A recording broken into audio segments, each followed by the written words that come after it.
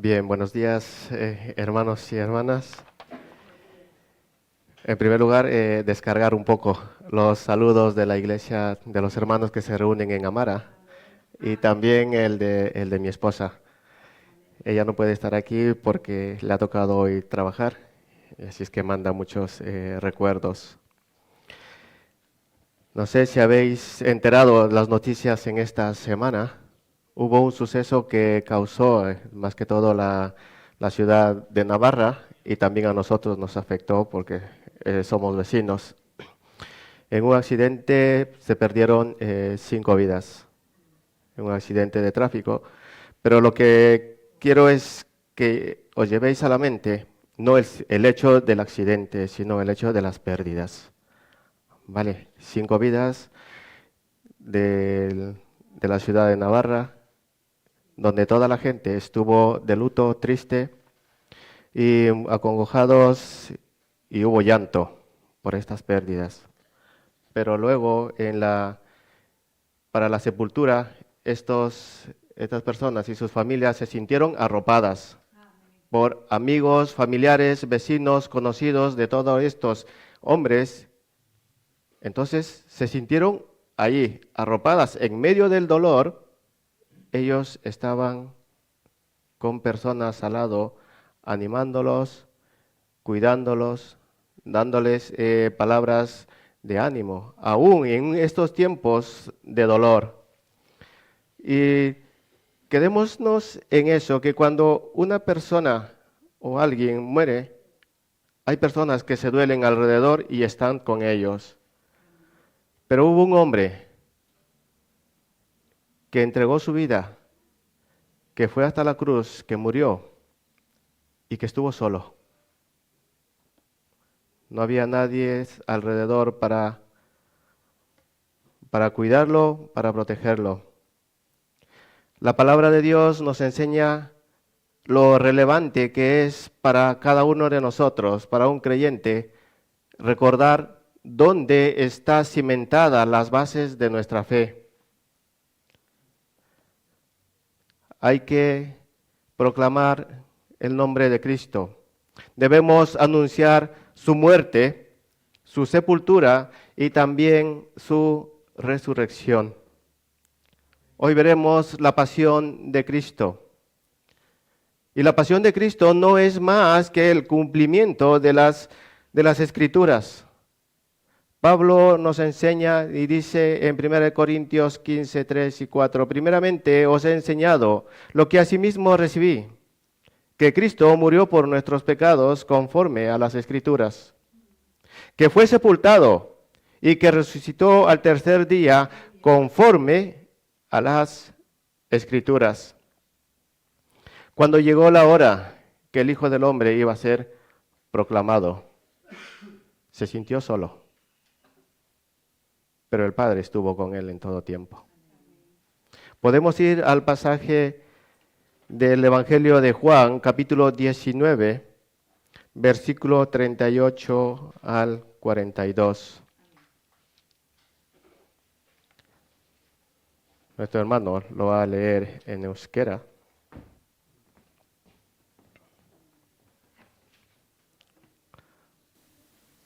Jesus hilobian ezarria. Jose Arimatikoak Jesusen gorpua eramateko baimena eskatu zion Pilatori. Jose Jesusen ikasleetakoa zen, baina isilpean judu agintarien beldurrez. Pilato baimena eman zion eta Josek joan eta eraman egin zuen haren gorpua. Etorri zen Nikodemo ere, behin batean gauez Jesus ikustera joan zen ura, 30 kiloko mirra eta aloe nahastura zekarrela. Jesusen gorpua bien artean hartu eta oihal zerrendaz lotu zuten. Tartean usainkiak ezarriz, juduek ohidatzeko zuten ohiturari jarraituz. Jesus gurutziltzatu zuten lekutik hurbil baratza bat zegoen eta baratzan ordura arte inor ipini gabeko hilobia berri bat. Hilobia hurbil zegoenez, hantxe ezarri zuten Jesusen gorpua, juduen atseden eguna asteaz baitzegoen.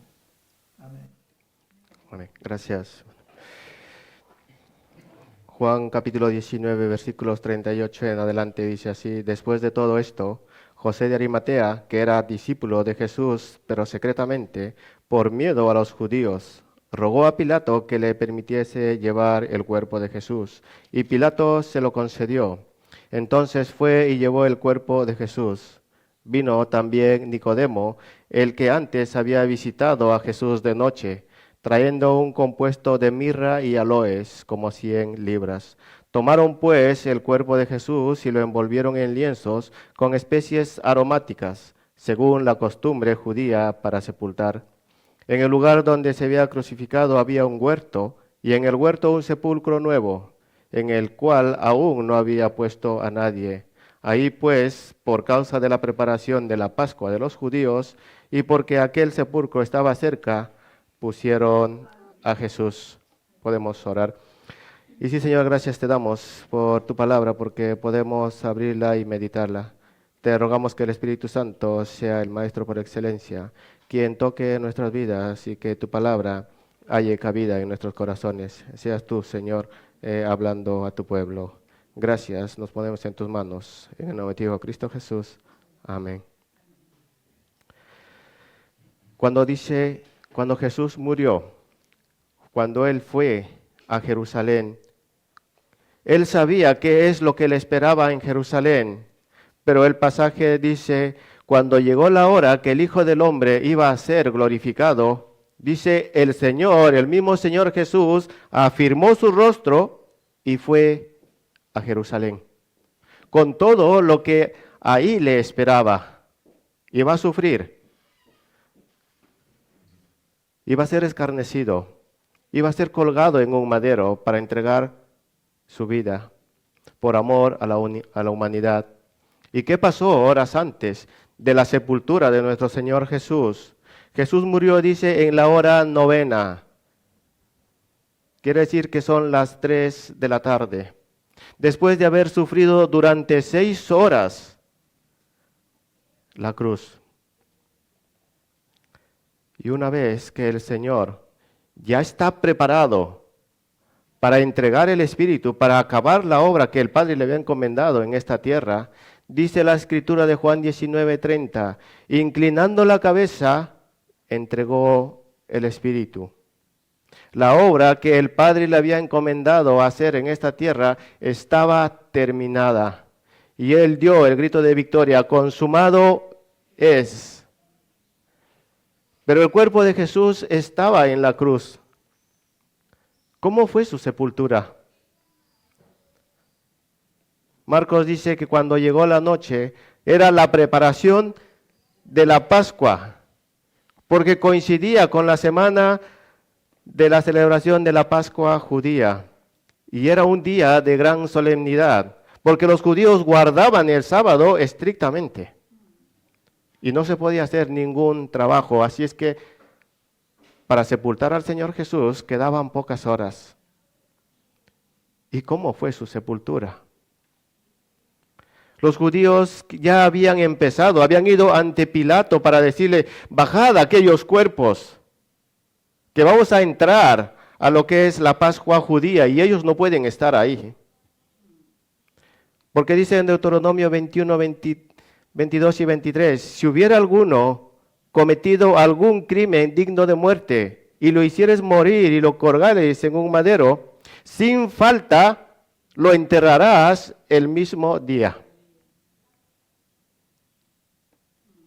Vemos cómo los judíos no tuvieron ningún inconveniente en condenar a un inocente, pero sí fueron extremadamente escrupulosos en cumplir algunas tradiciones, en cumplir alguna ley de los judíos.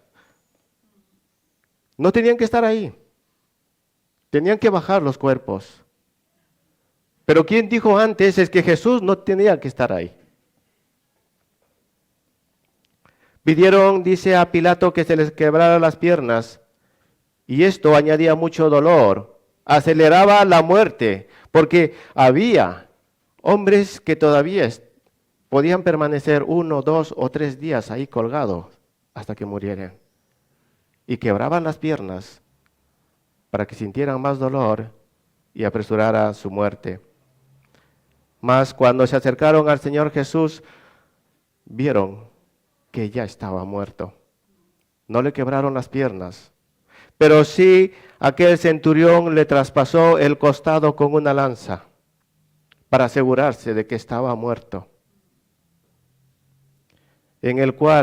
Su costado en el cual más adelante se le invitaría a Tomás: mete tu mano en mi costado, y comprobar que así es el Cristo. Además es el cumplimiento de las Escrituras, y dice: y mirarán a aquel que traspasaron. La profecía de Zacarías 12:10. Ahora, el pasaje que nos toca es ver a Jesús ahí en la cruz, solo. Nos lleva a una escena posterior a la muerte del Señor Jesús, en un momento en que vemos cómo los discípulos que estuvieron 3 años con el Señor Jesús aprendiendo, sanando, llevando su palabra, cómo habían reaccionado ante su muerte. Horas antes, cuando el Señor Jesús fue arrestado, los discípulos se dispersaron. Todos lo seguían de lejos, por miedo a los judíos, por miedo a los fariseos, a las autoridades. ¿Qué es lo que iban a decirle? Aún cuando cogieron a Pedro y le preguntaron si era parte de ese grupo del Mesías, él dijo que no, y le negó 3 veces. Entonces vemos que Jesús está ahí en la cruz y no hay nadie. Pero en medio de toda esta multitud había 2 hombres. 2 hombres que seguían a Jesús en lo secreto: José de Arimatea y Nicodemo. Estos hombres se acercaron valientemente para honrar y preparar el cuerpo del Señor Jesús para la sepultura. Este pasaje no solo significa que nos da una mirada sobre el final de la vida del Señor Jesús aquí en la tierra, sino también nos refleja esos principios profundos de valentía, de devoción, de fe, de sacrificio, y también un cumplimiento de las profecías. Además, podemos ver cómo podemos vivir nuestra fe en Cristo, incluso aún en tiempos de adversidad. Había dificultad para querer ir a pedir el cuerpo de Cristo. Los discípulos no podían hacer nada. Las mujeres estaban a lo lejos observando y mirando, pero nadie se atrevía a ir ante el cuerpo de Jesús. En esta mañana veremos los resultados de la cruz. ¿Qué resultados trae la cruz a nuestras vidas? Impactó en aquel entonces, y también vamos a ver cómo impacta a nuestras vidas. Veremos en primer lugar a la figura de José de Arimatea, que es destacada en los evangelios como un ejemplo de valentía y generosidad. Versículo 38, la valentía que vence el temor. Un hombre rico, un hombre noble, un miembro respetado de aquel entonces miembro del Sanedrín. El Sanedrín era el concilio supremo de los judíos, donde se tomaban las decisiones. ¿Qué es lo que hay que hacer con tal hombre? Las Escrituras lo describen como un hombre bueno y como un hombre justo. Y fíjense este detalle, dice que esperaba el reino de Dios. Aunque creía en Jesús, su fe era secreta por temer a los líderes religiosos y también por el rechazo que esto suponía en aquel entonces. Lucas 23:51 señala que él, en el consejo del Sanedrín, él es el que defendió al Señor Jesús. Señaló que no estaba de acuerdo con la condena que el concilio estaba imponiendo al Señor Jesús. Ya estaba sintiendo ese amor por el Señor Jesús, dando un gran paso en su vida. Pasó de una fe secreta a una valentía pública. El momento más crítico de José de Arimatea llegó tras la crucifixión. Él estaba observando que el Señor Jesús estaba colgado en el madero. Un punto de inflexión donde su fe, esa fe ferviente que tenía al Señor Jesús, tenía que transformarse a una fe pública. Y la fe te llama a la acción. Marcos 15:43. Vemos el coraje que tiene este hombre. Tiene que romper todos los esquemas. El Señor Jesús, aún en su muerte, transforma la vida de este hombre. Y este hombre se arma de valentía, de coraje, y va ante Pilato y pide el cuerpo del Señor Jesús. Las Escrituras le dicen, fue osadamente ante Poncio Pilato para solicitar el cuerpo del Señor Jesús. Ahora, con todo lo que esto conllevaba, con todo lo que suponía, pedir el cuerpo de un criminal ejecutado por sedición a Roma, en aquel entonces era peligroso. Podría haberle costado su puesto ahí en el Sanedrín. Podría haberle costado su reputación ante las multitudes. Le hubiera costado incluso su propia vida. Mas José de Arimatea se identificó con el Mesías. Rompió públicamente esa relación que le tenía con el Sanedrín y se asoció abiertamente a Jesús. ¿En qué bando estás? ¿En los que aquellos que rechazan al Señor Jesús o aquellos que se identifican públicamente con el Señor? La muerte de Cristo tuvo un impacto muy fuerte en su vida. Percibió con claridad quien estaba siendo crucificado es realmente el Rey de los judíos, como aquel título que ponía encima de la cruz. Y además Marcos nos da un detalle interesante, que él esperaba el reino de Dios.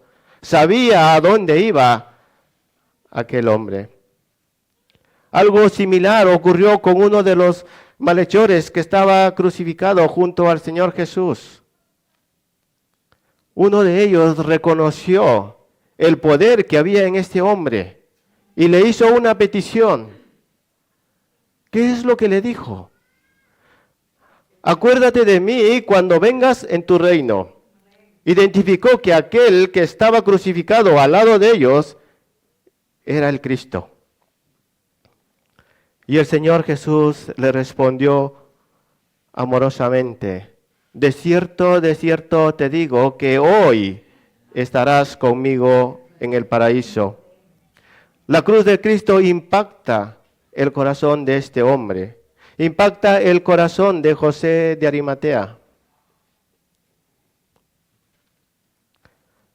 Y por si fuera poco, el centurión, aquel que traspasó el costado del Señor Jesús, cuando vio caer de su cuerpo, dice, sangre y agua, exclamó, verdaderamente este hombre es hijo de Dios.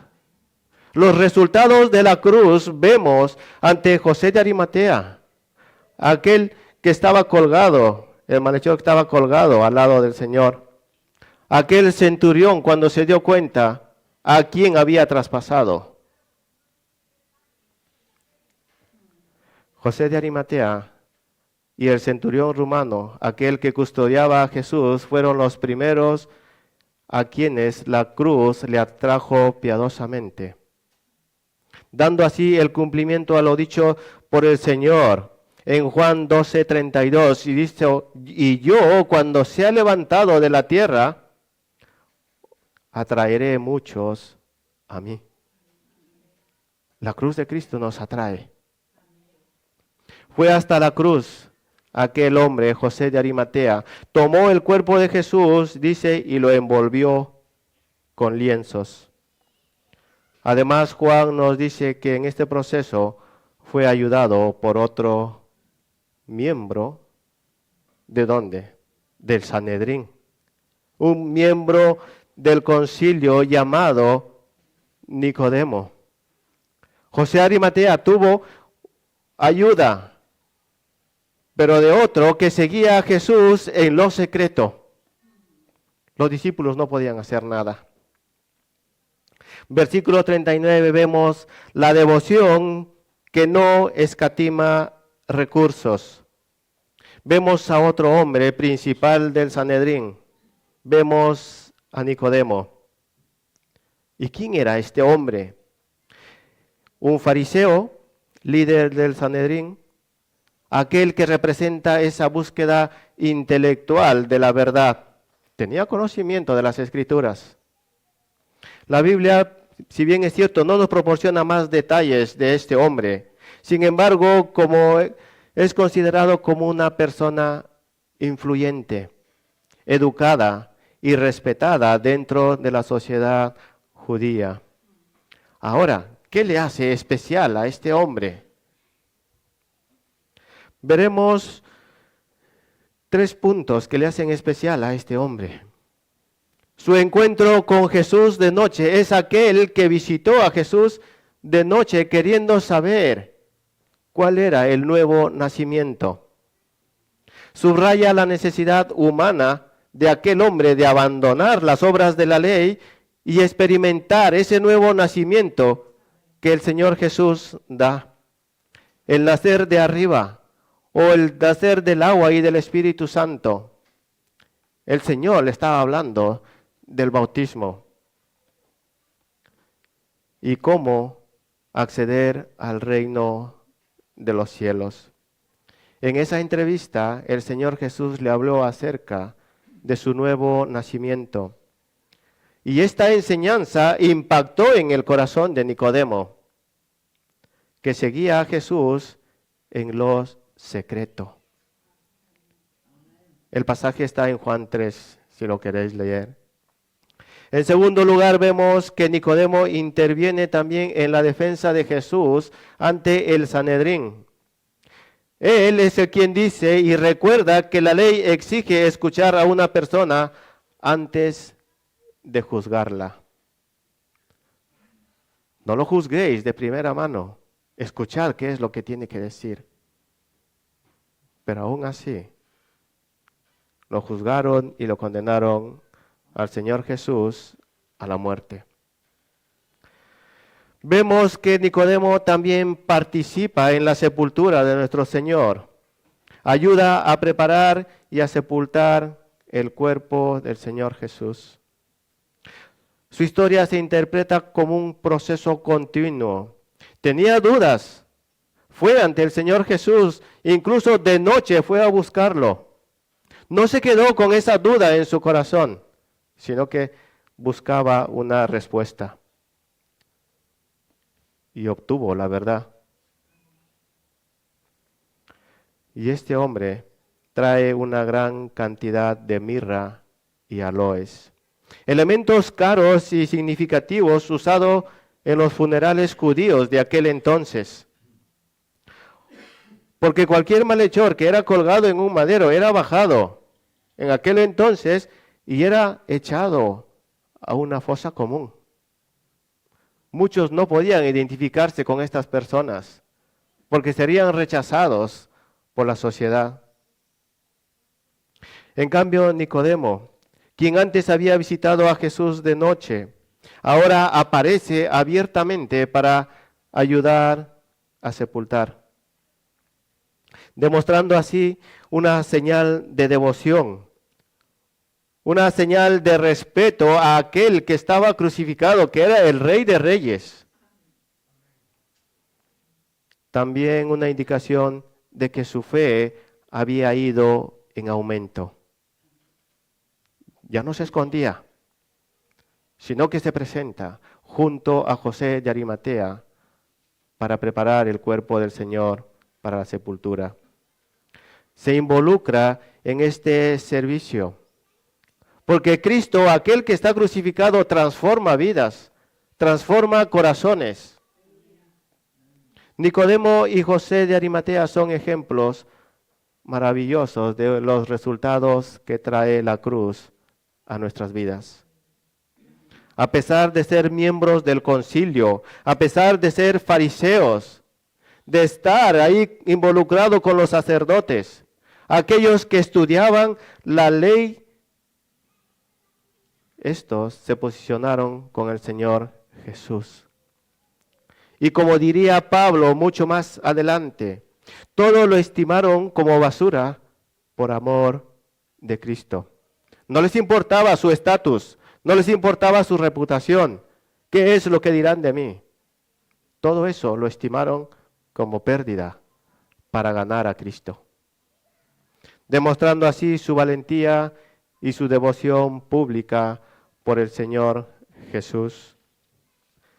José de Arimatea y Nicodemo, listos, armados de valentía, haciendo ver su fe pública hacia los demás, listos para preparar el cuerpo del Señor Jesús para la sepultura.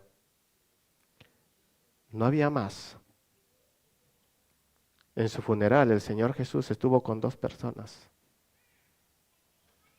Pero todo estaba controlado por el Padre. Versículos 40 y 41 vemos la providencia soberana en la sepultura, la preparación y el sepulcro. Estos hombres tenían mucho que dar al Señor Jesús. La sepultura de Jesús fue preparada con gran dignidad, digno de un rey. No fue un impío, fue un rey crucificado por amor a la humanidad. Y vemos que estos fueron y tomaron el cuerpo del Señor Jesús. Vemos el cuidado con que tuvieron con él. José trajo lienzos, trajo sábanas de lino fino. Nicodemo, quien trajo una gran cantidad de mirra y aloes para preparar el cuerpo del Señor Jesús para la sepultura. ¿De dónde nos recuerda la mirra?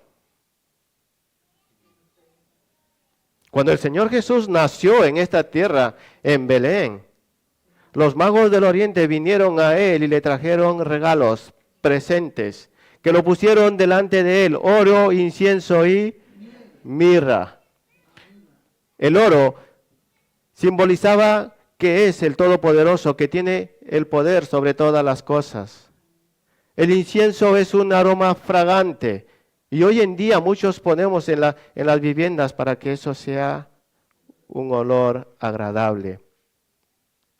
Pues el sacrificio del Señor Jesús, estos símbolos presagiaron la vida del Señor Jesús desde su nacimiento.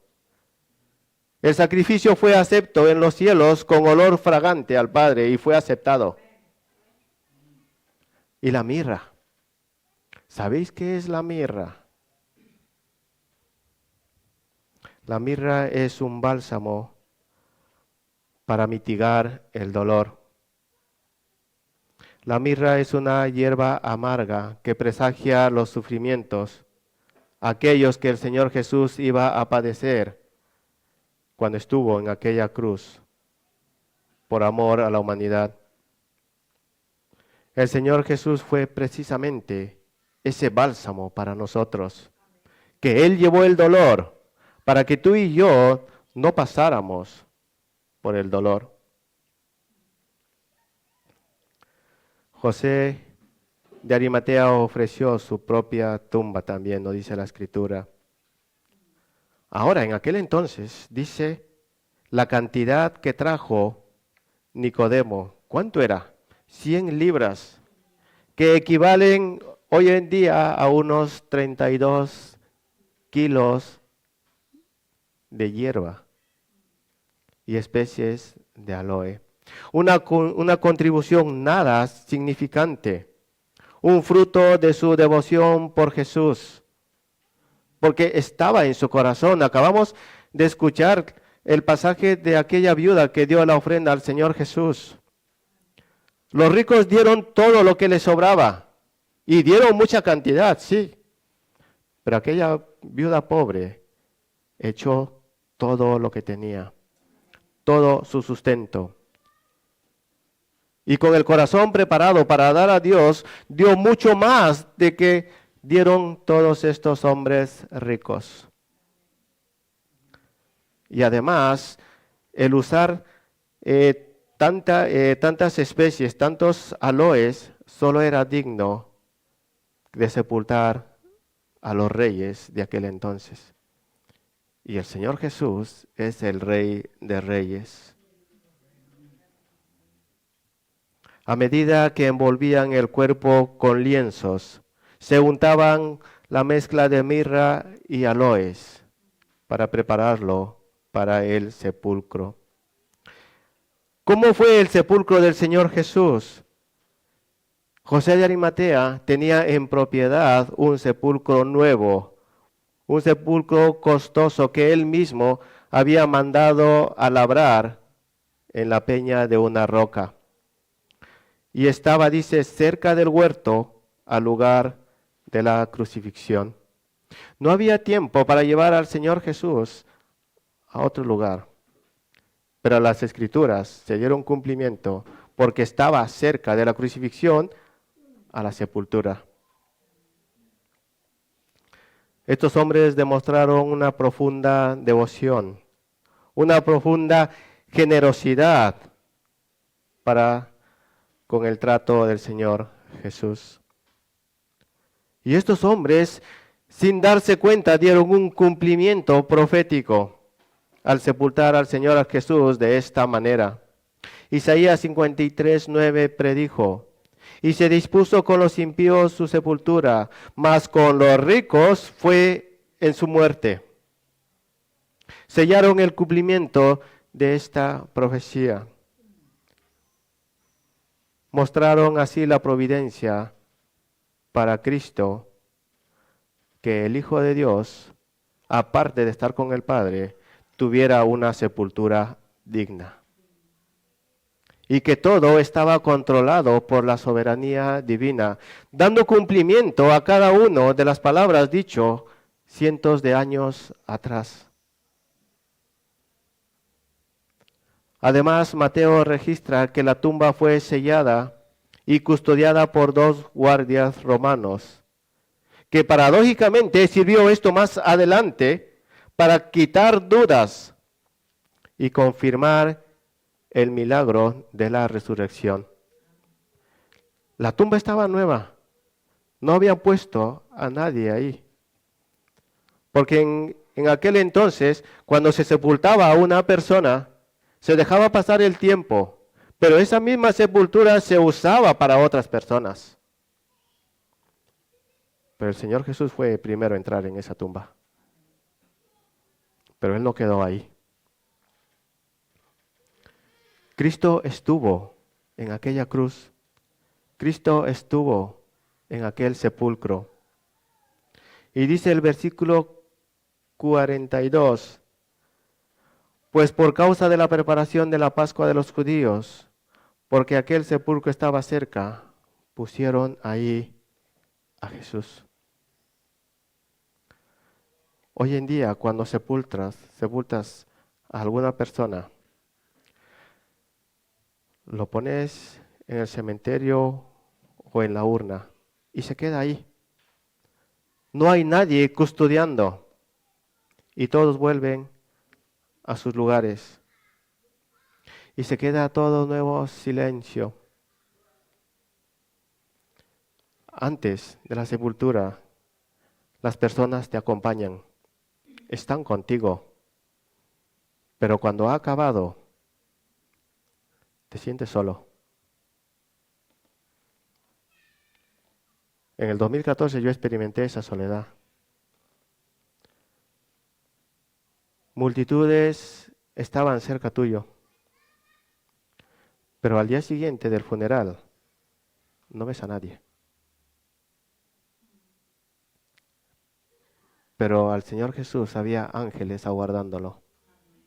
Había un trono que lo estaba esperando. Había un Dios que consintió la muerte de su hijo en aquel madero, pero sabía que él iba a volver al trono.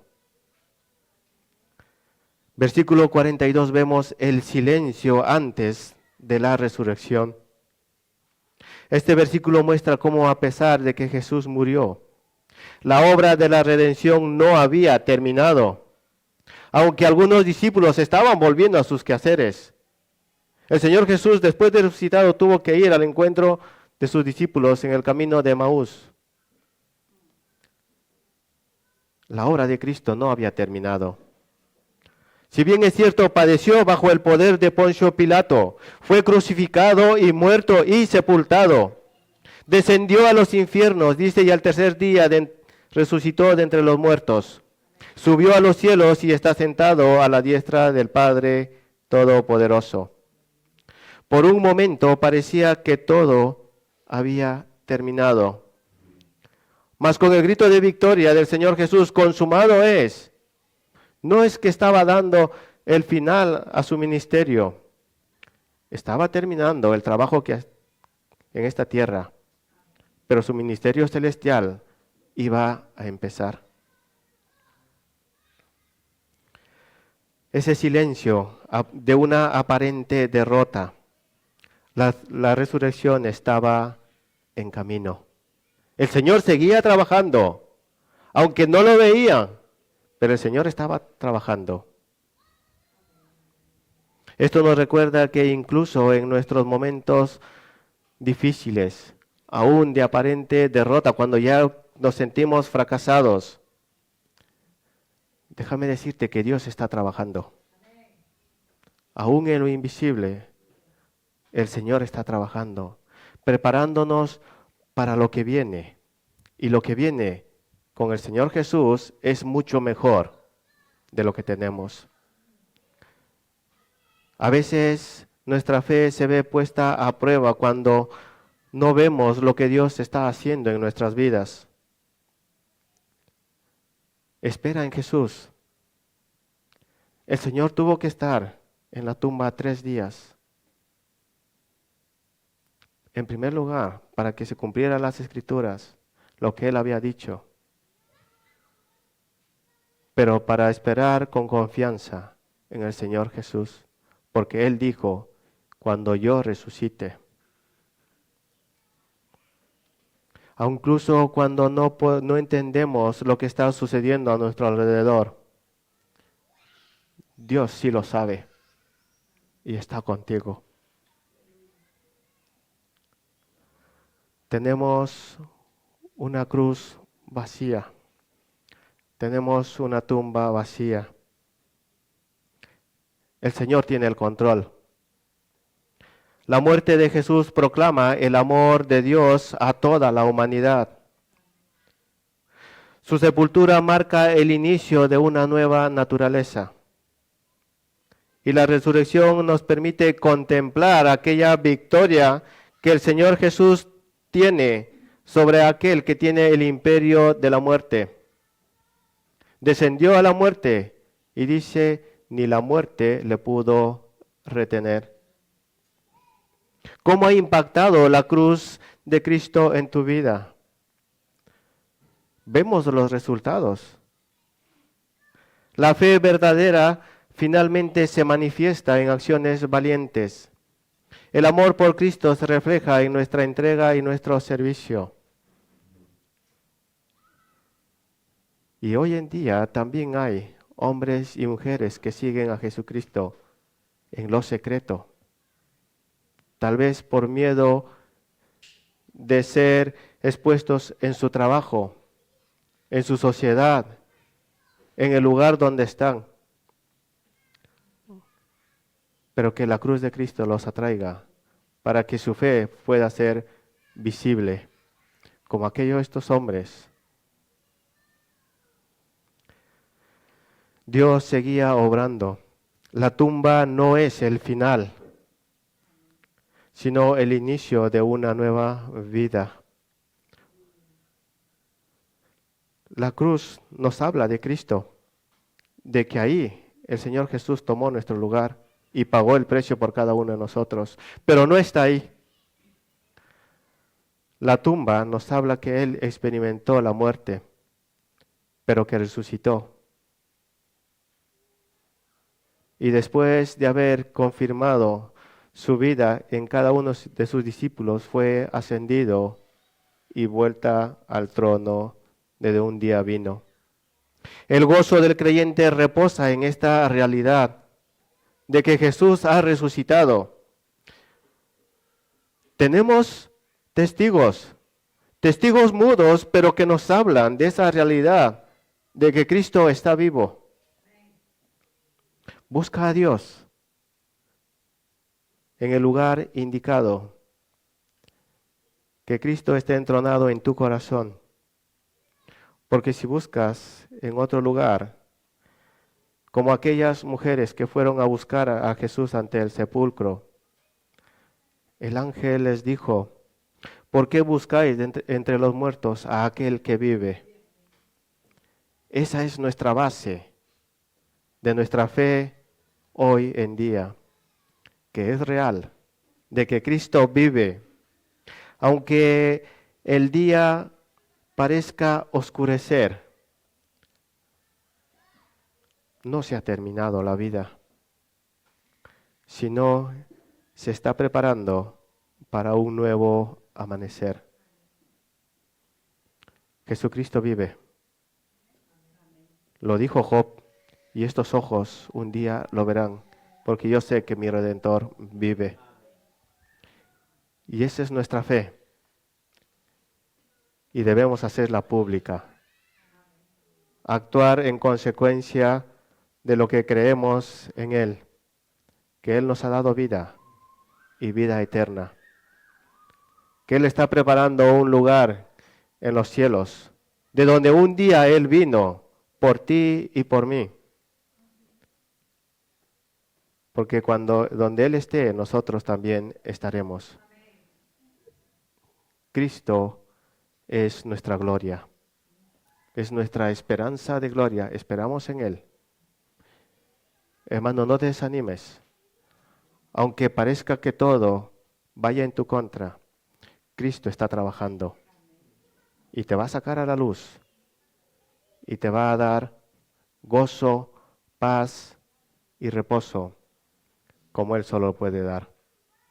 Así que podemos decir: yo sé que Cristo vive y reina por los siglos de los siglos. Podemos darle las gracias. Y sí, Señor, gracias te damos por este tiempo. Gracias porque, Señor, tú has venido a este mundo a dar tu vida. Pero, Señor, no has quedado en aquella cruz, ni mucho menos en la tumba, sino que has resucitado. Y para gloria nuestra, Señor, porque un día estaremos contigo, porque tú vives y tú reinas.